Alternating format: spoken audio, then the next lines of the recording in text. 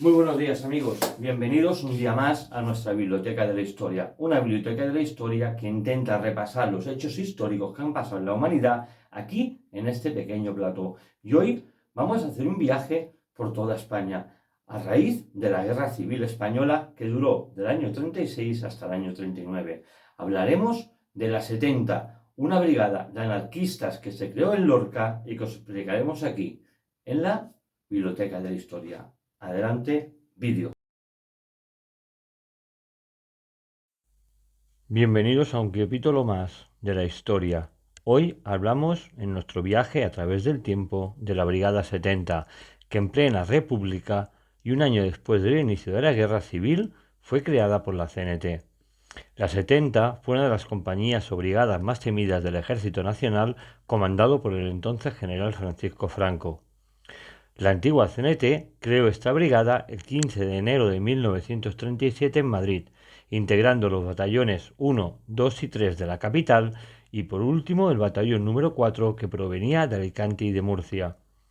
En este cuarto batallón la mayoría de componentes eran de la ciudad de Lorca y entre uno de ellos estaba el abuelo de uno de los presentadores de televisión más conocidos de hoy en día. Este abuelo del que hablamos se llamaba Mariano Moreno Guevara y está claro que era el abuelo materno de nuestro querido presentador y humorista de televisión, Andreu Buenafuente.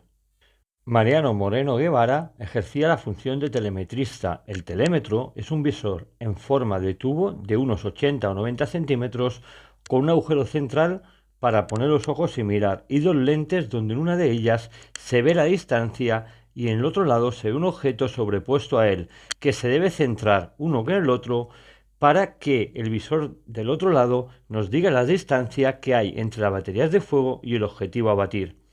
Mariano Moreno Guevara murió a causa de las heridas de guerra producidas en la batalla más sangrienta de esta compañía, que fue en Iglesuela del Cid, en Teruel.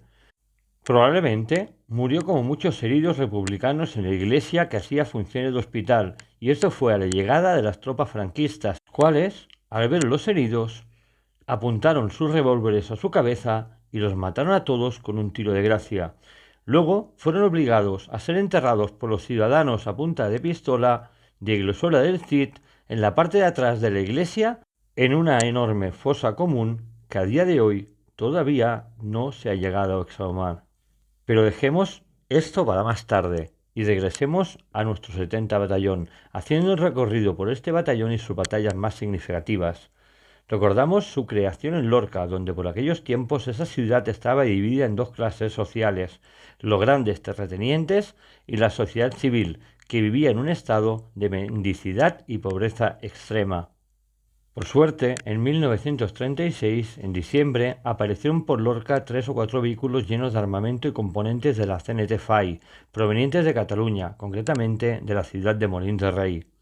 Estos vehículos y anarquistas se encargaron de armar a los voluntarios para marchar y estar el 1 de enero en Madrid para evitar que entrara el Ejército Nacional de Francisco Franco.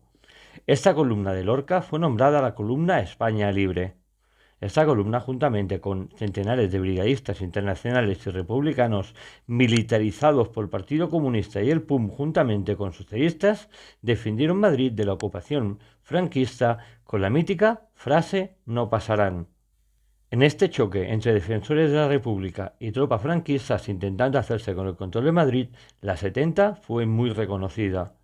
La siguiente batalla de nuestra 70 brigada fue Jarama, ya en febrero de 1937, y fue una brutal batalla para esta compañía al sufrir más de la mitad de bajas entre sus hombres. Todo de haber perdido tantos efectivos, la 70 siguió adelante, dirigiéndose hasta Vihuega, donde ejecutaría una nueva batalla contra las tropas franquistas que habían ocupado la localidad hacía poco tiempo. La valentía de los hombres de las 70 hizo que Vihuera cayera de nuevo a manos republicanas.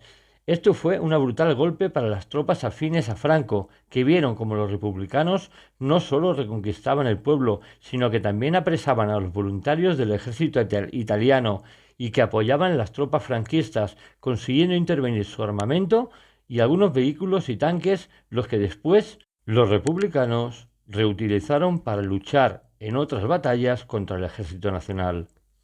A partir del 18 de marzo de 1937, la fenomenal batalla de Brihuega, la 70 fue llamada por muchos la heroica. Ahora, juntamente con los hombres de la 70, nos desplazamos a una de las batallas más conocidas de la Guerra Civil, la batalla de Brunete. La batalla de Brunete fue una de las más conocidas, como hemos dicho, de la Guerra Civil, donde no solo participó la 70, sino también las brigadas comunistas del Partido Comunista de España y el PUM. Entre los hombres más conocidos estaba el de Jesús Listes Forlán. Jesús Listes Forlán, más conocido como Enrique Lister, fue responsable entre muchos cargos del Ejército Republicano, del Ejército Popular Yugoslavo, del Ejército Popular Polaco y también del Ejército Rojo. Jesús Lister Forlán nació el 21 de marzo de 1907 en La Coruña y murió un 8 de diciembre de 1994 en Madrid. Fue también el responsable durante la Guerra Civil del 5º Regimiento, de la Primera Brigada Mixta y de la Segunda División y del 5º Cuerpo del Ejército. Lister participó en las batallas de Guadarrama, Madrid, Guadalajara, Brunete, Belchite, Teruel, Aragón, la Batalla del Ebro y también en Cataluña. Hay que destacar que José Lister o Enrique Lister también participó en la Batalla de Leningrado durante la Segunda Guerra Mundial. Pero regresemos a la siguiente batalla que tuvo lugar en Jarama y donde nuestra Brigada 70 estuvo presente en la batalla. Una batalla donde la pérdida de tropas republicanas llegó a los 8.000 muertos, pero que alcanzaron todo y así, y las numerosas bajas se hicieron con esta victoria. Jarama fue una brutal escabechina, donde la cifra de heridos y daños materiales fueron brutales para los dos bandos, pues en la participación perdieron la vida unos 18.500 soldados entre los dos bandos. El ejército republicano, igual que el ejército nacional, tenía 40.000 efectivos, mientras que el material bélico, los republicanos, eran superior a los ejércitos nacionales. El ejército republicano contaba con 40.000 hombres, como hemos dicho, 160 cañones y 144 aviones, mientras que el ejército nacional contaba también con 40.000 hombres, 140 cañones y 105 aviones. Los números asustan, 18.500 muertos en total, que se dividen en 10.500 bajas del ejército nacional y 8.000 del ejército republicano. A estas cifras hay que sumar las bajas materiales, que son la pérdida de 16 aviones para la aviación republicana y 11 para la aviación nacional. La siguiente batalla que participó esta heroica 70 fue la batalla del Puntal de la Béjar, que está en Guadalajara y que está dentro de la población de Abanades. Esta batalla de Abanades también se llevó muchísimas víctimas por un error de información del enclave enemigo que custodiaban las tropas franquistas. Los mandos encargados de llevar la ofensiva se equivocaron creyendo que solo había un lineal de alambradas que rodeaban la posición enemiga, y estos soldados se vieron sorprendidos al lanzar su primer ataque y vieron que en vez de un perímetro habían 3 o más de vallas de alambre de espina, donde muchos de los soldados que participaron en más de 6 asedios continuados quedaron muertos sin vida en los alambres de espino, como si fueran simples piezas de ropa colgados en un tendedero.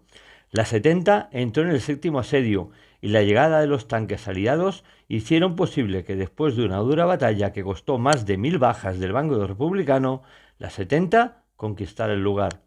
Acabada la batalla, la 70 se dirigía hacia la población de Iglesuela del Cid, en Teruel.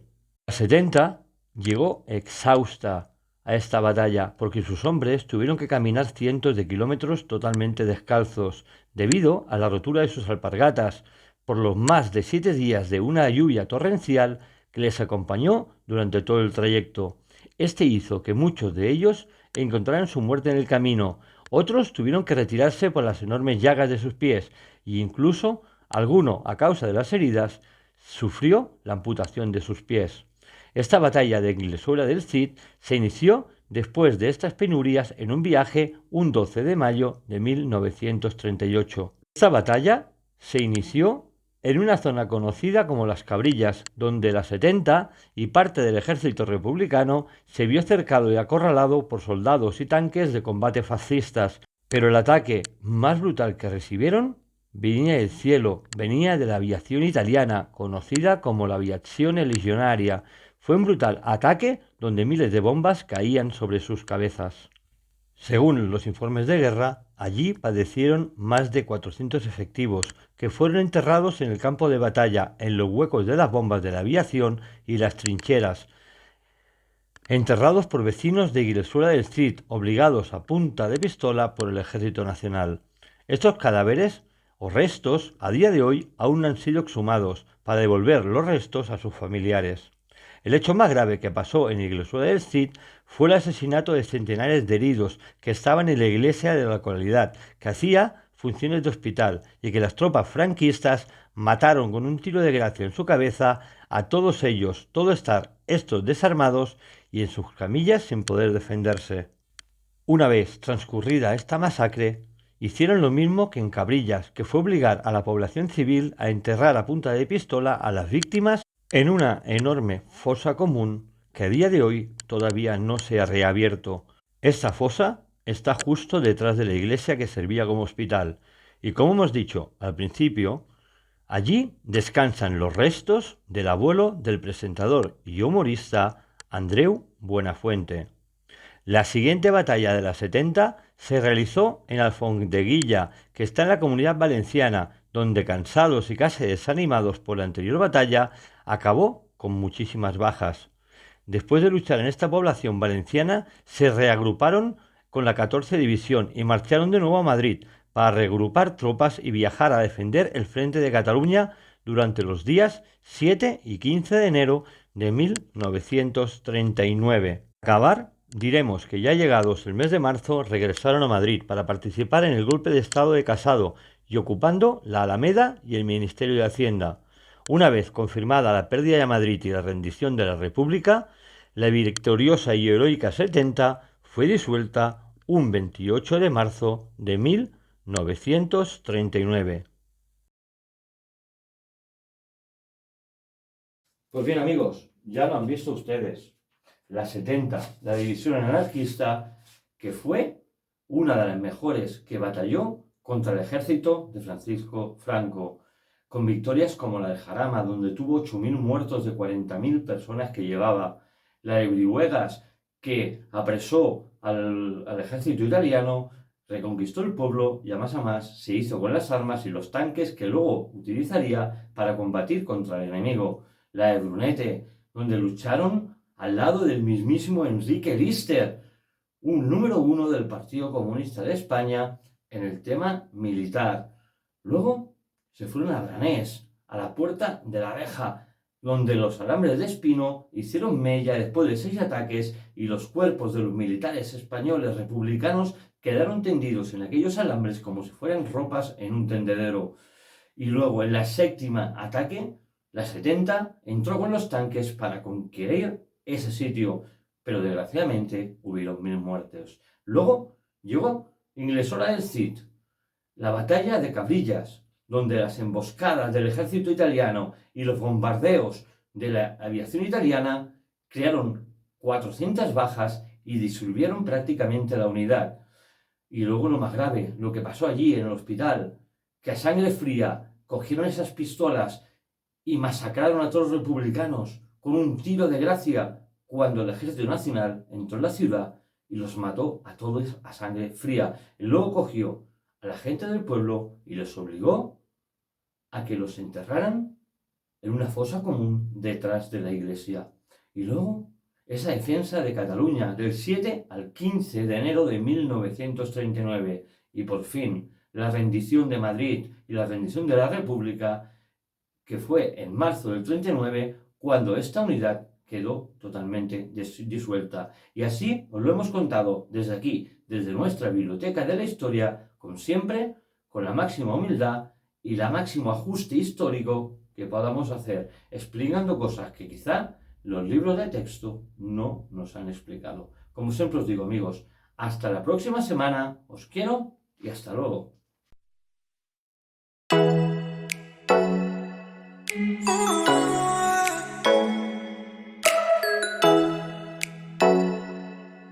Oh